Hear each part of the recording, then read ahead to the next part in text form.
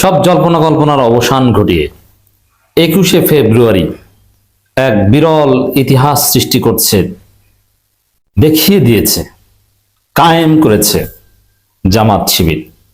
পুরো বাংলাদেশকে বদলে দিয়েছে। মাননীয় প্রধানমন্ত্রী থেকে শুরু করে 3 বাহিনীর প্রধান, রাষ্ট্রীয় আচার জামাত চেঞ্জ করে দিয়েছে। দর্শক, আমিরে জামাতের নেতৃত্বে জামাতের লোকজন, এমনকি দেশের বিভিন্ন জায়গায়ও জামাত নেতৃবৃন্দ শহীদ মিনারে পুষ্পস্তবক অর্পণ করেছেন, সেখানে দাঁড়িয়ে দোয়া মোনাজাত করেছেন। এটা নিয়ে রাজনীতিতে তোলপাড়, ব্যাপক আলোচনা সমালোচনা হচ্ছে, অনেকে বিব্রত, কিন্তু এটা আসল দিকটা কেউ দেখেন না। অনেকে বলেন যে জামাত বদলে গেছে। না, জামাত বদলে যায়নি, জামাত বাংলাদেশকে বদলে দিয়েছে। বাংলাদেশে কোনোদিন দেখেছেন শহীদ মিনারে দাঁড়িয়ে মাননীয় প্রধানমন্ত্রী, 3 বাহিনী প্রধান হাত তুলে দোয়া করে? এই দৃশ্য কোনোদিন কল্পনা করেছেন? বরং শহীদ মিনারের আশেপাশে কোরআনের আয়াত লেখা থাকলে মাদ্রাসা ছাত্রদের কোনো নড়াচড়া দেখলে মোবাইল চেক করে তাদেরকে হয়রানি করা হতো, এটা ঘটতো। সেই বাংলাদেশে এখন মাননীয় প্রধানমন্ত্রী থেকে শুরু করে বিরোধী দলীয় নেতা থেকে শুরু করে মন্ত্রীরা, 3 বাহিনী প্রধান দাঁড়িয়ে দোয়া মোনাজাত করেন। এটা কার কারণে হয়েছে জানেন? এটা জামাতের কারণে হয়েছে। এটা আমিরে জামাত বাংলাদেশকে এই জায়গায় এনেছে।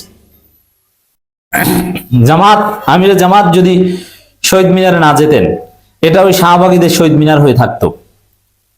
এখন শাহবাগীদের শহীদ মিনার না, এটা এখন ইসলামপন্থীদের শহীদ মিনার। শহীদ মিনারে আগে নাজায়েজ বা আগে যে কর্মকাণ্ড, সেটাকে আপনি শিরক বিদআত বললো, এখন যেটা ঘটেছে এটাকে বলতে পারবেন না, এটাকে ইসলামাইজ করা হয়েছে। দর্শক, আমি এটা নিয়ে ডিটেইলস কথা বলেছি, তারপর যে ঘটনা ঘটেছে এটা নিয়ে নতুন ভাবে বলি। দেখেন, শিরক বেদাত এটা এতেকাদের সাথে সম্পর্কিত। আপনি যে আমিরে জামাতের এই কাজকে শিরক বলছেন, বেদাত বলছেন, আমি কয়েকজন কওমি আলেমের সাথে কথা বলছি, কেউ বলছে না যে এটাকে শিরক, বলছে যে শিরকের আশঙ্কা থাকে, কিন্তু এতেকাদ আকীদা ঠিক থাকলে আশঙ্কা থাকে না। এবং এখানে মজার বিষয়, কেউ যদি এটাকে জামাতের আমির কেন বললো এটা নিয়ে সমালোচনা করেন, তার আগে তারেক জিয়ার বিরুদ্ধে ফতোয়া দিতে হবে। এটা তার জন্য ওয়াজিব যে তারেক জিয়া শিরক করেছেন, তারপরে আমিরে জামাতের কাছে এসেছেন। কারণ প্রধানমন্ত্রী এই কাজ করেছেন, প্রধানমন্ত্রী চেয়ে দেখি শফিকুর রহমান বড় কিছু না।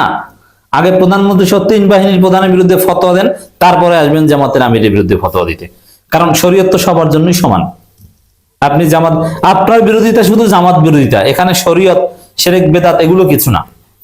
জামাত এমন একটা অবস্থায় পড়েছে, শহীদ মিনারে গেলেও দোষ, না গেলে দেখতেন, তবে গেছে ভালো হয়েছে, সমালোচনা কম হয়েছে, কিছু ধর্মীয় সমালোচনা। আর না গেলে এতক্ষণে বাংলাদেশে তোলপাড় তৈরি করে দিত মিডিয়াগুলো, বিভিন্ন মহল। তো গেছে ভালো হয়েছে, কিন্তু ওদের মনে বড় কষ্ট। আর জামাতের আমির সেখানে যে পুরো পরিস্থিতি বদলে দিয়েছে, হিসাব নিকাশ বদলে দিয়েছেন। এখন প্রধানমন্ত্রীও মোনাজাত করে, 3 বাহিনীর প্রধানও মোনাজাত করে। আবার শহীদ মিনার এখন দাড়ি টুপিওয়ালাদের শহীদ মিনার অনেকটা। সাদিক ক্যাম, এস এম ফরহাদ এরা টুপি মাথায় দিয়ে শহীদ মিনারে ফুল দেয়। অতএব এটা কিভাবে, কেন শিরক বেদাত হবে? আপনি বলেন, আপনি দলিল দেন, এটা বেদাতে হবে, এটা দলিল কি? এটা কি ইবাদত? না, ইবাদত হচ্ছে যতটুকু মোনাজাত করেছে। দেখেন, দুইটা বিষয়, শহীদ মিনারের আচার কালচার, আমিরে জামাত থেকে শুরু করে জামাত এবং শিবিরের লোকজন যা করেছে, এটার দুইটা দিক। একটা হচ্ছে রাষ্ট্রীয় আচার, যেটা আমিরে জামাত স্পষ্ট করে বলেছেন। রাষ্ট্রীয় আচার যেটা, এটা মুবাহ, এর সাথে ইবাদতের কোনো সম্পর্ক না। ইবাদতের সম্পর্ক না থাকলে সেটা কখনো বেদাত হয় না। বেদাত হচ্ছে এমন কোন ইবাদত যেটা সওয়াবের উদ্দেশ্যে করা হয়, যেটা আসলে সুন্নাহ স্বীকৃত না, যেটা নব উদ্ভাবিত, ওইটাকে বলা হয় বেদাত। আর এটা তো ইবাদতই মনে করা হয়, এটা রাষ্ট্রীয় আচার। রাষ্ট্রীয় এরকম হাজার আচার আছে যেগুলো সবাই করে, এটা মুবাহ। আর যেহেতু ইসলামপন্থী জামাত শিবির, তারা কি করেছে? তারা মোনাজাত করেছে ইসলামের বা ধর্মীয় জায়গা থেকে। ধর্মীয় কাজ ওখানে একটাই, সেটা হচ্ছে মোনাজাত। এখন আপনি ঝগড়া করতে পারেন যে এইভাবে মোনাজাত করা এটা কি সুন্নাতে আছে না নাই, ওইটা করেন, সমস্যা নাই, কিন্তু একটার সাথে একটা মিলাবেন না। অতএব এটা ভালো কাজ হয়েছে। আর আপনি এই দিকটার প্রসঙ্গে কেন করছেন না যে বাংলাদেশ বদলে গেছে, এখন মাননীয় প্রধানমন্ত্রী শহীদ মিনারে দাঁড়িয়ে মোনাজাত করেন? এই যে নতুন প্যারাডাইম শিফট, নতুন ইতিহাস, প্রধানমন্ত্রী সহ সবাইকে বদলে দিলেন। জামাত না গেলে, ইসলামপন্থী না গেলে এই প্রভাব ওখানে পড়তো না। এখন ফতোয়াটা যদি আপনাকে দিতে হয়, আগে দিতে হবে তারেক রহমানের বিরুদ্ধে।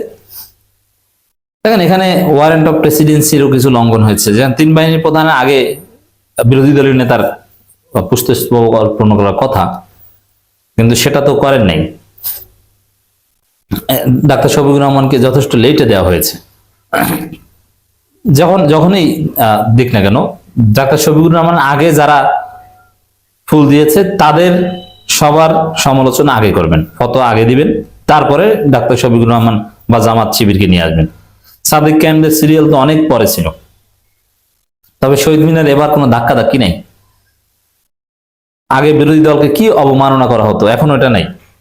সরকারি দল, বিরোধী দল সবাই কত সুন্দরভাবে মিলেমিশে ফুল দিয়ে এসেছে। কত সুন্দর একটা ঐক্যের বাংলাদেশ। আপনি এইটা দেখেন না, আপনি এসেছেন ফতোয়াবাজি করতে। দর্শক, জামাতের লোকজন অনেকে কনফিউজড যে আগে কেন যায়নি, এখন কেন। ভাই আগে তো প্রধান বিরোধী দল হয়নি, আগে যাবে কেন? এবার প্রধান বিরোধী দল হয়েছে গেছে। জামাতকে আগে এত বড় পোস্ট পেয়েছিল, যার প্রয়োজন হয়নি। আর আগে যাইতে চাইলেও কি আপনাকে ওইভাবে সিরিয়াল দেওয়া হতো? আপনি তো সকাল 10টায় সিরিয়াল পাবেন ফুল দিতে।